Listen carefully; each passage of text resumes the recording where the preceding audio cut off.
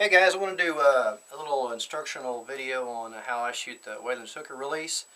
Some of you have got the release, some of you just got the release, and some of you are maybe even looking at it. And just going to show you a few different ways that I shoot the release for target as well as for hunting. So I've got the 2-finger 7/8 model right here, and I also have the 3-finger 7/8 model here too.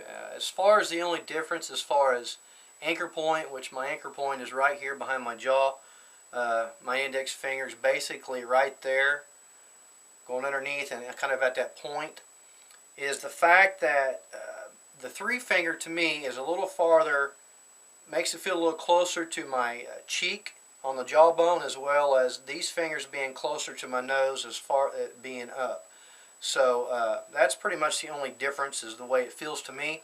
As far as I shoot both releases is the same. When I'm at full draw, at my anchor point, and what I'm wanting as far as being consistent in the way I shoot the hooker release is when I'm using my back muscles to kind of pull, as well as pushing with my bow arm and pulling with my draw arm, I'm wanting these muscles right here to relax, as well as my wrist. And by doing that, by letting them relax, these 2 fingers here kind of have this natural feeling of kind of just curling down to where it kind of makes a fist, and by doing that it rocks this release off the D-loop, giving you that surprise release as far as it does with me. At least it does. So I'm going to shoot both releases. I'm going to shoot the 2-finger first.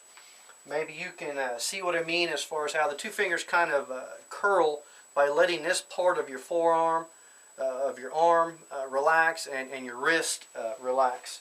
So here it is with the 2-finger, and I will get the full draw and kind of see if you can see that. So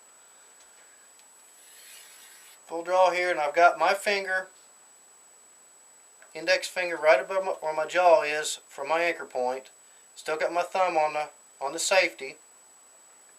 These 2 fingers are curled, but you're going to have that natural feeling when you relax it. I'm pulling with my arm right now.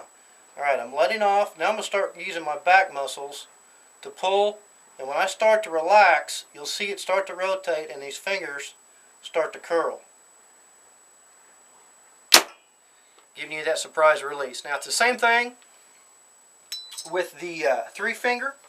The only difference is, like I said, is my knuckles are a little closer to my cheek and a little farther forward towards my nose. But it's the same principle and the same feeling as far as shooting these 2 releases, which is how I do it for targeting. For target, that was pretty funny, but for target shooting. And I'll get the full draw, kind of see what I mean. My fingers are farther forward, and I am actually liking this release better because of that feel for target. Now, I've acquired it. I'm at full draw. Got everything set. I'm pushing and pulling with my back muscles. Now I'm going to start to relax. See these fingers curl, giving you that surprise release. And this release feels really solid, and I'm finding out that when I use it for hunting, kind of gives me that little more stability at full draw to hold a little better, and works really good that way. Now, as far as hunting, I use this bow, or use this release completely different as far as hunting. You can get a strap which is separate to go with this release, which I use for hunting, and I also use the 1-inch model. The reason is people ask the question, can you use it with gloves? Yes, you can. And I'll just go ahead and put my glove on and shoot it that way with the glove on. I use a jersey glove. Works great that way. I have used a thicker fleece glove. It works fine too. And you can see with it on that there's a little bit of room, even right there, my finger all the way in. You can see you can be shot really well with the glove on. Now, at full draw with the strap, And this release, which is the 2-finger for hunting, I hold it different. Instead of close to my jawbone, I hold my fingers a little out away. Because at full draw, as you will see, all the pressure is being held with this wrist strap right here.